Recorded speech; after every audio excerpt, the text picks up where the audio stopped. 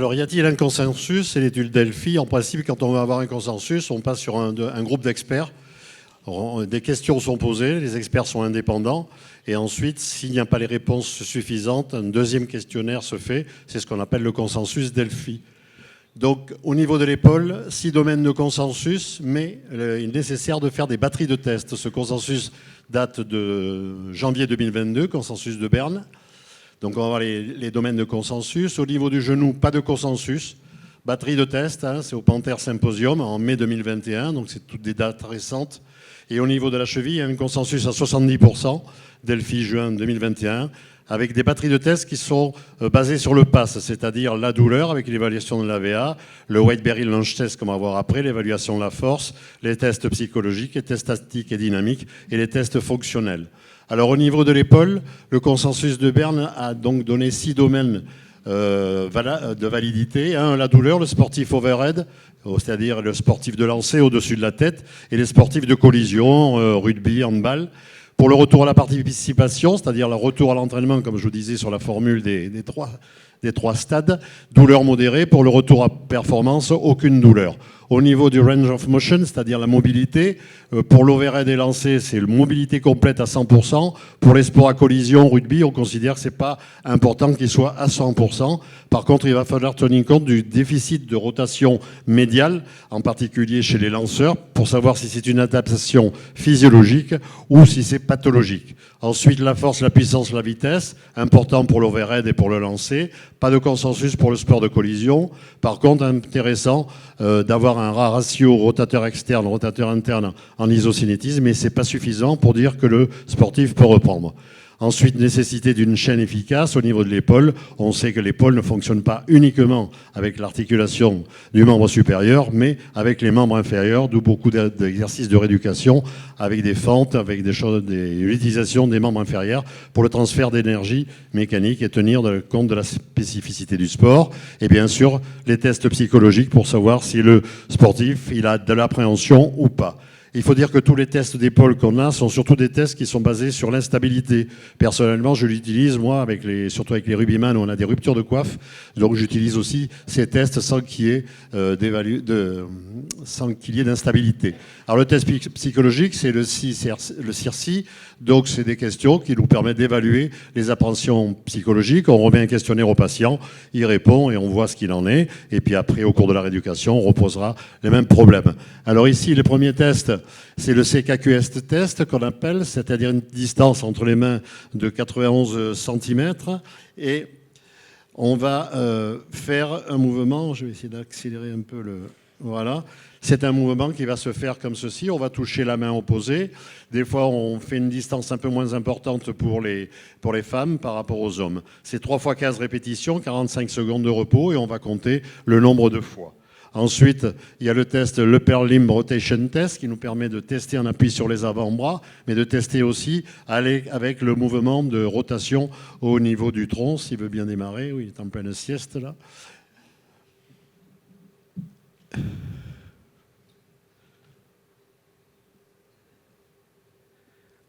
Ah, ça y est, c'est réveillé. Donc, on va venir ici toucher avec le membre opposé et on va voir si on déclenche des douleurs, combien de fois il peut le faire. Le one-hop test aussi, qui est un test difficile, c'est 5 fois qu'on le fait. On mesure le temps sur une marge de 10 cm, ou ici celui de l'Y, équivalent de l'Y balance test, ici, où on va pousser les plots, on va mesurer, épaule saine, bien sûr, toujours épaule problématique, et on mesure la distance. On va calculer avec un dynamomètre, c'est facile, la force isométrique donc des rotateurs internes, rotateurs externes, et on évalue un ratio.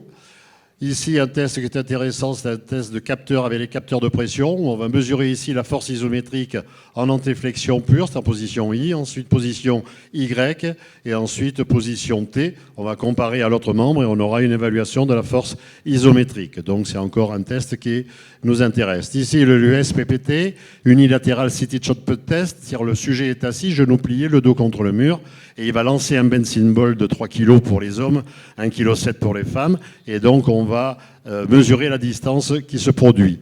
Un autre test qui est intéressant, c'est la mesure de l'endurance des muscles postérieurs en chaîne cinétique ouverte, avec une balle de 1 kg pendant 30 secondes, et on voit s'il est capable de faire cet exercice, ou avec une haltère de 2%. Le postérieur endurance shoulder test, il est intéressant dans les conflits postéro-supérieurs, en particulier chez les lanceurs. Donc on a un élastique de 1 mètre de tension avec un métronome, 1,7 kg pour les femmes, 2,1 kg pour les hommes. Et on va faire sur 60, 90 et 120 battements par minute avec un métronome toutes les 20 secondes. Et on va mesurer la fatigue musculaire, bien sûr, et les différents schémas d'activation musculaire et si la cinématique est perturbée, pouvant amener à avoir une blessure. Au niveau du genou, le CASTART, donc, est validé dans la littérature scientifique avec, là aussi, le test psychologique, ACL-RSI. Donc là, je vais passer rapidement parce qu'il y a le signal Langley qui va évaluer la qualité de la réception unipodale.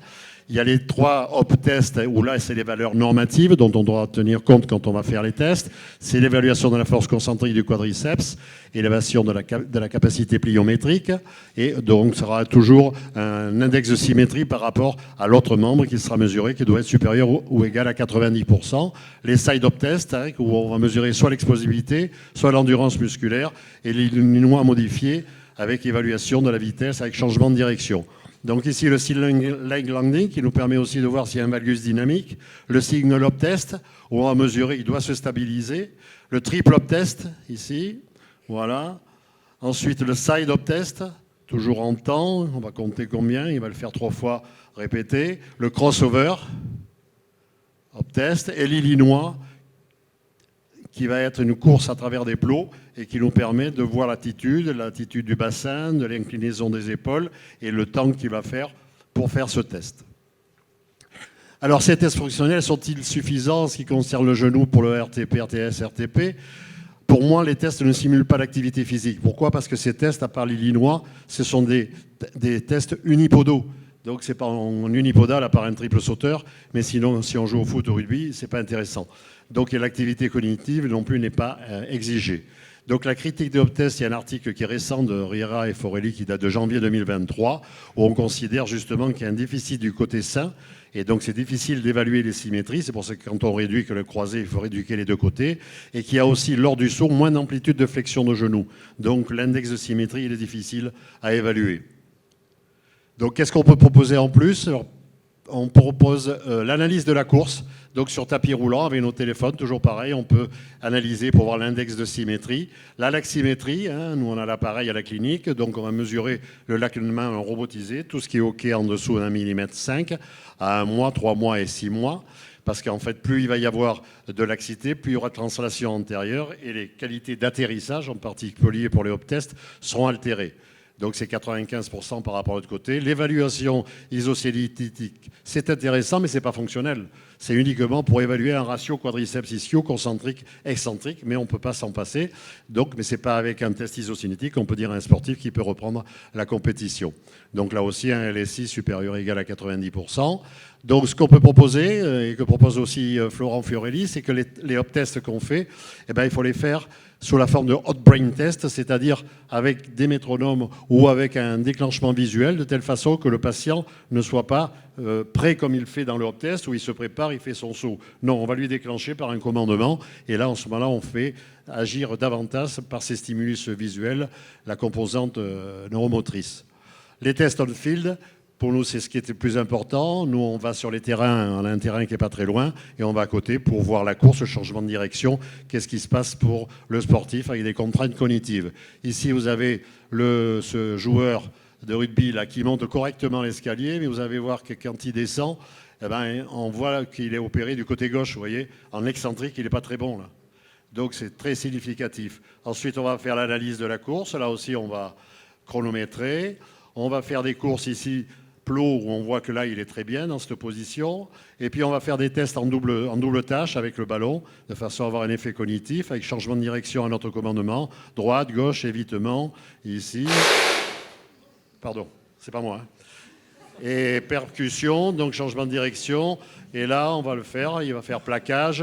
Voilà, et ensuite, il va se relancer avec son ballon, il pose et il va percuter ici.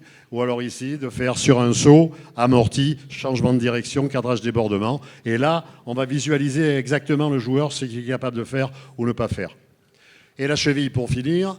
Donc l'importance du bilan et orientation de la rééducation, c'est surtout, on se base sur la rééducation sur le ROST, c'est-à-dire une orientation des tests, c'est-à-dire on va évaluer et quantifier les déficits d'une entorse, d'une récidive, d'une instabilité chronique, d'une arthrose. Ça va permettre d'orienter la rééducation en fonction des déficits trouvés. On ne va pas faire tout ce qu'il y a à faire si on n'a pas fait un bon examen clinique. Donc on va faire une rééducation à la carte. Et bien sûr, cet engin, il est à supprimer. C'est un vestige de la kiné. Soit vous l'accrochez au mur comme un vestige, soit vous le mettez dans la cheminée parce qu'ils sont en bois, ils brûlent très bien, parce que ça présente aucun intérêt à partir du moment où sur un plateau de Freeman, on a une grande balistique. Donc on ne va pas solliciter les capteurs de la cheville, mais on va solliciter les capteurs lombaires, donc aucun intérêt pour la proprioception de la cheville. Les électromyogrammes montrent qu'on a des contractions anarchiques des muscles de la cheville. C'est encore une petite polémique que je lance, j'aime bien. Donc là, vous voyez, on choisit un peu dans l'orientide, qu'est-ce qu'on va travailler, quel est le déficit que peut avoir la personne, et on ne va pas être obligé de tout travailler si on ne remplit pas les cases. Donc l'instabilité chronique, on a 3 questionnaires auxquels on va répondre. C'est le HAL, le FAM, le CATE, là aussi. Donc ce sont des tests où on va tester sur les activités de la vie quotidienne. Vous voyez, le test pour savoir si le patient il répond à 5 questions. Si les 5 questions sont positives, à ce moment-là, le terrain il ne pourra pas le reprendre. Et puis le CATE, donc tout ça, ce sont des questionnaires différents. S'il y a une chirurgie de reconstruction, on fait le questionnaire ALR, RSI équivalent que pour le croisé. Les tests accessibles, c'est le Weight Bearing Lunge Test, c'est-à-dire voir si on a une antériorisation du talus, donc si la distance que l'on mesure entre la pointe du pied et le mur comparativement. Si on a un talus antérieur, on sait qu'on va avoir une limitation de la flexion dorsale et que c'est un risque de récidive d'entorse. Tester aussi l'extensibilité du triceps sural. Le test isocinétique, pour moi, il ne présente pas d'intérêt, mais il n'y a pas que moi, parce que Terrier, en 2017, le dit aussi, parce qu'en fait, on est en chaîne ouverte et j'ai jamais vu quelqu'un se faire une entorse de cheville dans cette position. Donc, ce qui est intéressant, c'est de pouvoir le faire avec un Myolux, par exemple. Moi, j'ai le Myolux, qui est un déstabilisateur d'arrière-pied avec un stabilisateur devant. Il faudra tester les abducteurs de hanche et évaluer avec un dynamomètre manuel, justement, ces abducteurs de hanche. Le Star Escure, mais pas spécifique pour la cheville. Donc j'en ai discuté avec Brice Picot, et en fait, personnellement, quand je le fais ici avec un Myolux, ici, ou alors des plaquettes ProprioFoot avec la mobile sur l'arrière-pied et la fixe sur l'avant-pied, de façon à avoir un ancrage métatarsien. Et là, on va mesurer les distances auxquelles on va poser les pieds sur le Y. Ici, le test postural statique, c'est le single leg stance. On met les mains sur les hanches et là, le sujet va fermer les yeux. Et si, en fonction des erreurs qu'il peut y avoir, si le sujet décolle, les mains écartillées, s'il ouvre les yeux, si le sujet marche, trébuche ou tombe, si on observe un déplacement, on va noter tout ça et là, on pourra dire s'il est en capacité ou pas de pouvoir reprendre. Un autre test qui est intéressant, c'est le parcours en forme de 8. Donc, c'est des plots distants de 5 mètres, 2 fois le passage, on va faire et on va mesurer et chronométrer entre la cheville qui n'a pas eu de problème et la cheville où il y a eu l'entorse. Et puis pour finir, le latéral hop test. Donc là, on fait partir sur le bon pied et vous allez voir qu'elle part de la ligne ici. Donc sur sa cheville, elle fait 3 sauts. Et là, je lui demande de refaire les 3 sauts. Et voilà, qu'est-ce qui se passe ? Elle ne va pas jusqu'à la ligne rouge, donc le test il est positif dans le mauvais sens. Et le forward hop test aussi, 3 sauts sur le bon pied. Et là, 3 sauts sur l'endroit où il y a eu l'entorse, la cheville où il y a eu l'entorse, et on voit qu'elle s'arrête avant la ligne rouge, donc c'est pas parfait. Le square hop test aussi, qui est un carré de 1 mètre, où on va faire avant latéral, arrière latéral, pour tester la stabilité médiale et latérale, le test d'appréhension, single hop test, side hop test. Le test qui est en attente de validation, qui est fait par Brice Picot, Fourchet, Lopez et Hardy, les chirurgiens. Donc c'est un peu ce que j'ai énoncé précédemment, et c'est ce qu'on appelle l'Ankle Go test, si vous voulez, qui va être un score sur 25 points par rapport à ces différents items qui ont été choisis. Donc ce qui est important, c'est les tests. Je crois que nous, les kinés, il est absolument important. Dans les statistiques, il n'y a que 23% de kinés qui font des tests fonctionnels. Il faut savoir qu'il n'y a pas besoin de matériel, que c'est facile, que c'est un moyen de communication avec le médecin du sport, avec le chirurgien, et aussi pour le sportif, de savoir s'il est capable de reprendre avec les tests psychologiques, les tests fonctionnels, les tests physiques. Voilà, je vous remercie. Voilà, donc on va un petit peu maintenant passer d'abord un peu les chirurgiens de l'épaule. Quel est votre sentiment? Vous l'utilisez souvent, les S-Start maintenant. Nous, pour le genou, c'est systématique, c'est-à-dire qu'ils ont un K-Start à 6 mois. Hein, ils ont évaluation ISO à 4 mois. Et à 6 mois, K-Start et deuxième évaluation ISO.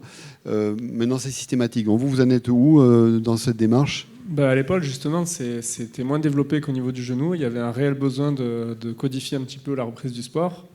Avant, on se basait surtout sur le côté médical. Voilà, quand la butée elle était consolidée, on disait bon, c'est à peu près bon, vous voyez avec votre kiné, mais ce n'était pas très objectif. Et c'est pour répondre à ce problème que le S-Start a été développé sur le modèle du K-Start. On est en train de commencer à le mettre en place avec Nice, justement, et Dr Glaçon, bien sûr, mais c'est assez récent. Et voilà, en principe, on conseille de faire ce test à J135, si je ne me trompe pas. Ça comporte pas mal des tests que vous avez présentés d'ailleurs, et ça donne une idée assez complète de la fonction de l'épaule, de ce qui reste à travailler, et de savoir si on peut reprendre en sécurité ou pas. Donc moi, en ce qui concerne les sports de contact et les instabilités, j'avais l'habitude d'utiliser l'isocinétisme, parce que contrairement au genou et à la cheville, je pense qu'il y a quand même une valeur qui est plus prédictive dans l'isocinétisme, dans les tests isocinétiques dans l'épaule. Donc on a maintenant mis en place un petit peu des protocoles qu'on doit affiner, qui ne sont pas encore parfaitement affinés, sur les tests qu'on veut faire par rapport aux patients, s'ils sont dans des sports de contact ou dans des sports de lancer. Donc ça, on doit encore faire pas mal. Mais on commence à être, disons, comme disait Thomas, avant c'était on laissait faire, et puis maintenant on commence à avoir des collaborations plus pertinentes sur le retour au sport. Qu'est-ce que tu regardes exactement dans ton test isocinétique? Est-ce que c'est plusieurs valeurs ou est-ce que c'est certains critères? Ratio, rotateur interne, rotateur externe? Non, alors justement, je suis un peu pénible là-dessus parce que j'ai essayé de mettre ça en place. Donc j'avais fait des études à Montpellier chez les handballeurs de l'équipe de France et les volleyeurs à Montpellier. Et on avait recherché donc d'abord le concentrique, rotateur externe, rotateur interne. Et puis ensuite, on avait recherché ce qu'on appelle les capacités de freinage des rotateurs externes, c'est-à-dire la réponse, la rapidité de réponse, qui est indépendante, entre guillemets, du côté dominant ou pas, puisque c'est une réponse proprioceptive. Donc c'est une machine qui déclenche en position d'armée, sans connaissance du patient, et qui déclenche et on doit la freiner. Donc c'est cette rapidité de réponse qui montre si la proprioception était appropriée pour les lanceurs, ça c'est pour les lanceurs, et également la force de maintien en descente. Donc ça c'était un des critères. Et l'autre critère, c'est la possibilité de résistance au travail excentrique. Et ça, c'est également dans le rugby, par exemple, ça peut être important. Donc c'est ce qu'on a réussi à mettre en place. C'est devenu un peu compliqué, mais je pense j'ai vu les derniers rapports qui sont très jolis et j'apprécie votre implication là-dedans. Pour le traduire en des termes, on va dire un petit peu de prépa physique, corrige si tu es d'accord justement. Ce qui t'intéresse, c'est le temps de réactivité du patient et le niveau de force qu'il arrive à produire sur un très court terme. Donc on est sur un RFD, Race of Force Development, le ratio de la développement de force, l'explosivité vraiment des rotateurs externes. Ouais. Et ce que je trouve intéressant par rapport à ce que vous avez souligné, c'est-à-dire l'importance du côté cognitif, que si on teste en prévenant le patient et tout ça, ça a moins d'intérêt. Et justement, toi, je sais que tu tiens beaucoup à ton test. Est-ce que, entre guillemets, le patient n'est pas prêt et on déclenche la rotation interne forcée et où il doit freiner sans le prévenir, quoi? Alors, c'est source d'incidents, puisqu'il faut que la machine soit capable d'avoir une vitesse de rotation faible. Et d'abord, il faut qu'il s'entraîne un petit peu pour qu'il voit que ça se fait. Puis ensuite, quand il est en place, on lui met, je crois que nous, on a été jusqu'à 60 degrés secondes maximum. Mais c'est déjà beaucoup. Ça déclenche énormément d'énergie pour les deux rotateurs externes qu'il y a. Donc il faut faire attention à comment on fait ces pratiques-là. Donc, et maintenant, on va aller à l'étape d'après. Donc, Marc, c'est un peu à toi maintenant de nous dire. Donc, nous, prenons le schéma classique. Le LCA a opéré. Il a fait ses tests à 6 mois. Il a son K-Start qui est bon. Il a son évaluation ISO qui donne de bonnes récupérations. Toi, ta prise en charge pour le retour au terrain, ça se module comment en termes de temps Déjà, bonjour, bonsoir. Déjà, c'est toujours avec l'avis du kiné, avec qui je serai en contact. Parce que souvent, le médecin, il est déjà loin par rapport au patient. Donc le contact le plus rapide, c'est le kiné, et j'attends toujours un peu ses instructions pour voir si tous les voyants sont au vert. Et à partir de là, c'est aussi très psychologique par rapport aux sportifs, parce que lui, il a dans son esprit qu'il est capable de faire ce qu'il faisait avant, et il faut souvent le retenir. Et c'est pas forcément évident à atteindre au départ. Retrouver la confiance, il y a un mélange de peur, mais aussi d'envie un peu trop pressante par rapport à ce qu'il faisait. Donc souvent, moi, je suis sur les freins, et j'essaie de vraiment faire step by step, en fait. D'accord. Et tu prends des délais de quoi? De l'ordre de 2 mois Ah oui, ça part au moins sur 6 semaines. Ouais, 6 semaines avant de retrouver, on va dire, des qualités, on va dire, à peu près avant accident, quoi. Sachant que l'opération, moi je le vois après 6 mois, 6 ou 8 mois après son intervention médicale, chirurgicale.